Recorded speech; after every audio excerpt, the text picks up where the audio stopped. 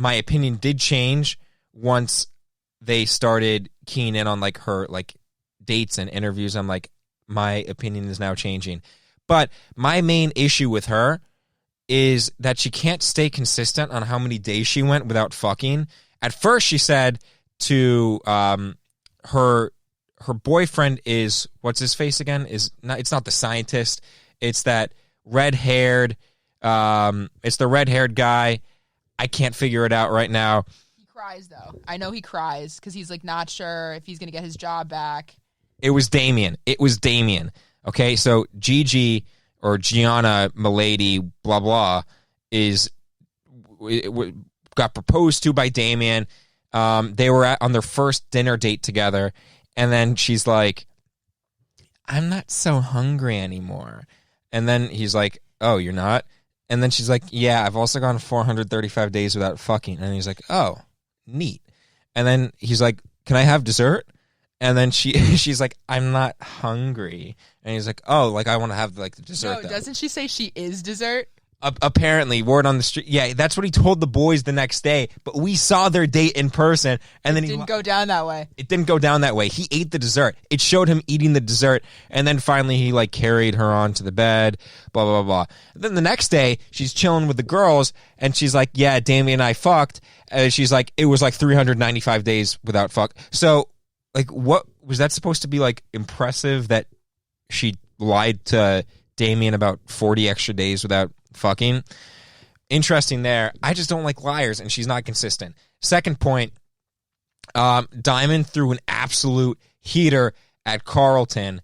Carlton proposed to Diamond Jack, not to be confused with Diamond Jackson. A lot of listeners on the show will understand that one. But Carlton basically told Diamond after he proposed, and they're sitting by the pool on their vacation in Mexico, he's like, "Hey, by the way, I've dated both genders." And she's like, "Male and female?" And he's like, "Yeah." And then she's like, "Oh." And then he cries. He literally just breaks down and cries. She rubs his back. It's a whole ordeal. No one likes this. She doesn't like it. He doesn't like it. We certainly don't like this. I'm not a big fan of criers, and I don't know what to do when someone cries. And I don't think Diamond knew what to do when Carlton cried, because Carlton then just called her a bitch. And then she threw some water or wine, or I don't know which one it was, at his face. And then she said, "Watch this ass on to the next dick," or something like that. Something along those lines. Yeah. It's from a Beyonce song. We have to give credit where credit is due. And Beyonce, queen that she is, did come up with this line, but we have to credit Diamond with the execution. Flawless. Absolutely. Diamond carried that out perfectly. And Diamond's no simp, but you know who is a simp? Mark. Okay, so backstory. Jessica apparently was being courted by multiple males, both Mark and Barnett. And she had the hots for Barnett. Like, and this is still like without seeing them. They're still in the pods. We're backtracking here a little bit. Okay, they're still in the pods. And she's courting both Mark and Barnett. They both love her. Mark's like getting real defensive about it. He's like, "No, dude, like I like her more." Blah, blah, blah, blah. And then Jessica's like, "Hey, Mark, sorry, but like I'd marry Barnett like tomorrow. So I'm sorry to break your heart." And then she then has her date with Barnett right after in the pod. And then she's like, "Let's play truth or dare." I go first. Truth. Is it true that you still would want to marry me, Barnett? And then Barnett's like, and like she has a smile on her face the whole time. And then as the seconds go on, the smile droops. And he's like, as he's in like a wife beater, gym shorts, and like pounding wine, he's like, "I don't know." And then Jessica's like, "But you felt that way last night." And then Barnett's like, "Yeah, I don't know if I want to really anymore." And then she has a date with Mark the next day, and she's like, "Hey, Mark, by the way, I was just kidding about the fact that I don't like you anymore. I like you again." Basically, she was just trying to get proposed to. Mark proposes to her. The first and pretty much only kiss I saw them have was in the engagement when they first met each other, because like you pretty much have to. It's like code of conduct on the show. You have to kiss them when you propose. Mark got a little kiss. Then they went on their vacation to Mexico, and Jessica's like, yeah, sorry, Mark, I'm not physically attracted to you. Yeah. And So just to kind of set the record straight here, like, yes, Jessica's a bitch, but like if you see where she's coming from, though, you would also be a huge bitch. She claims she's 34 here, right? She looks okay for 34. She's looking at like a few good years that she has left, so she really needs to seal the deal on this show. Otherwise, she's fucked, or really not fucked. And so, I mean, like, you got to understand her mental state in the game she's playing and respect that a little. But I just don't understand what her end game is. If she says she's physically not attracted to Mark, there's no really winner of the show. So is she trying to get married? Yeah, I think she's trying to steal Barnett from his woman. That's actually a really good point right there. So I did say Mark is a simp because he then proposed to Jessica after he was second fiddle to Barnett. But this is my prediction for what's going to happen on the show. Similar to what Heather just said, Jessica is going to bang Barnett somehow, and then Mark will watch as they bang, and then he's going to cry. And then, so because there was foreshadowing, because they all met together on vacation in Mexico, and literally Mark cannot like even snuggle or cuddle with Jessica. Jessica said cuddling's off limits for like the first 3 shows, and she's like, fine, you graduated into cuddling. Meanwhile, they all met at like drinks, cocktails, whatever, and Jessica's like freaking all over Barnett as she's pounding down wine. So is Barnett, but Barnett's fiance's name is Amber. She's a former tank instructor, so she'd freaking blow up Jessica if she had to. So Amber just kept making out with Barnett to like keep him distracted from banging Jessica. She was like, well, if Barnett's banging me, then he can't be banging Jessica. Or, well, maybe he could be, but we haven't seen that yet in the show. So Jessica all over Barnett, Amber all over Barnett, Mark just watching for now. But he's like, yeah, man, like things are going well with Jessica. Like she laughed at one of my jokes today. So I'm sorry for Mark. Those are my initial thoughts. I want to hear from Heather. Who do you think has the best shot of, I guess, winning? I don't think there's more than one couple that's going to get married here. Yeah, I'm looking at the cast of names and really struggling to name the person that I'm thinking of. It's the scientist and the chick that he ended up with. They're definitely going to actually get married, because the TV spends the least amount of time highlighting them, which means there's just no drama and they might actually like each other. So that would be Cameron Hamilton and Lauren Speed, or the two. I counter that with, ready for this, Kenny and Kelly. Wow. Okay, that's pretty bold. Although, what about Gigi? What if she just like comes out and, makes it work with her man? Okay, so we do have spoilers on the show. Unfortunately, we watched an Instagram clip of Pardon My Take, okay? And they released a spoiler from an episode ahead. So I know it's coming. I know it's in the works. Basically, all right, spoiler alert, turn the sound off for the next 30 seconds. In the clip, it was Gigi saying to, what's his face again?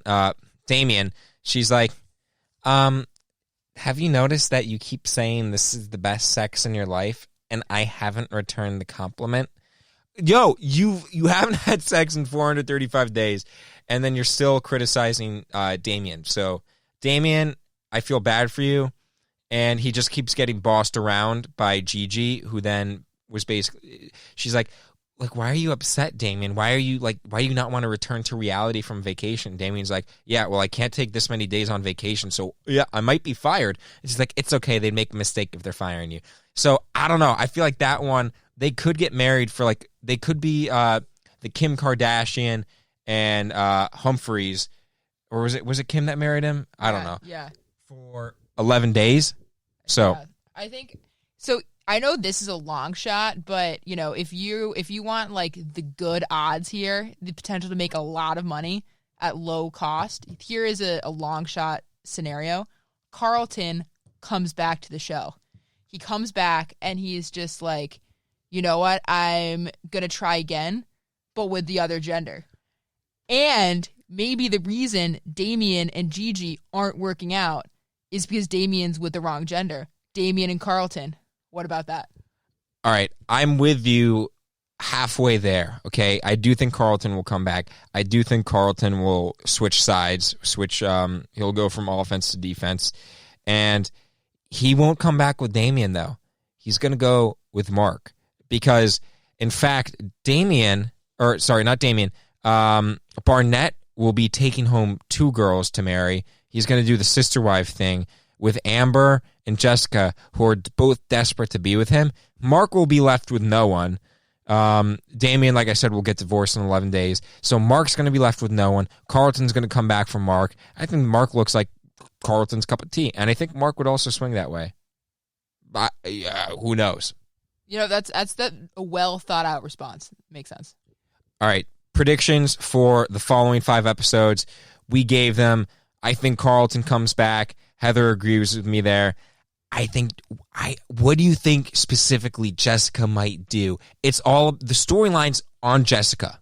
Dude, I think she breaks into their fucking hotel room and there's a bitch showdown between her and Amber and they just beat the shit out of each other. Amber obviously wins. She was in the military. Jessica's going to get hurt physically, mentally, emotionally, spiritually. But it's going to, and in the end of the day, it's going to be a toss-up between them and the hard 7 that is Barnett.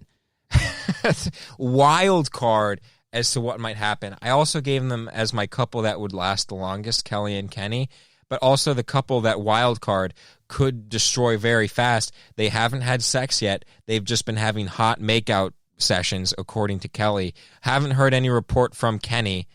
So we have yet to see. That thing could blow up pretty fast too.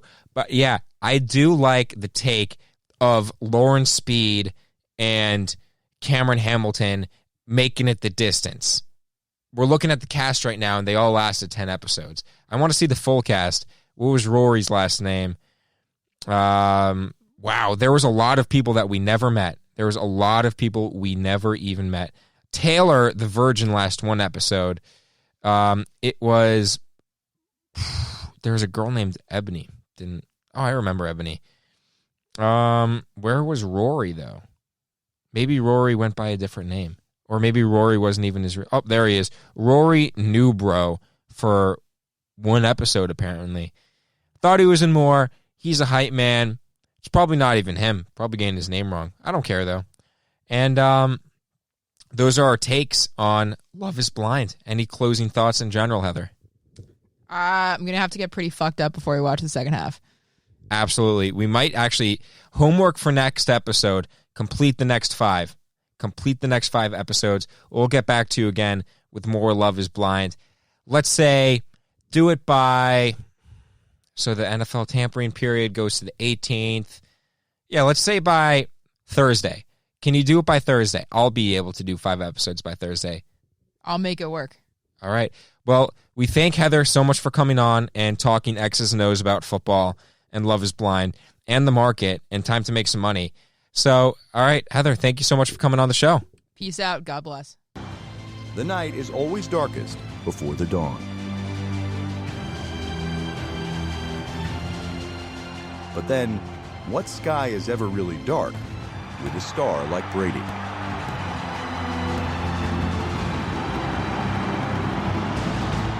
Robert Kraft, along with Bill Belichick and Tom Brady, have their 27th playoff win and their 8th conference championship together.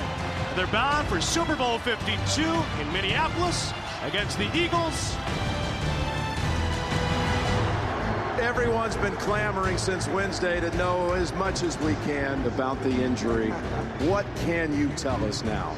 Well, I said we'll see. So how'd it go?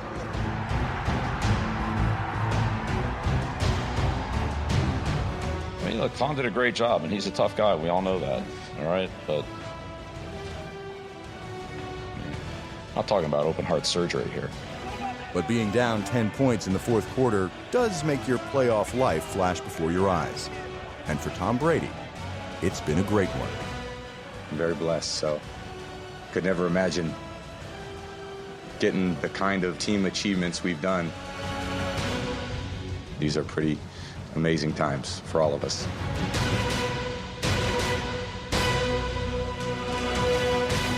We're going to get one more.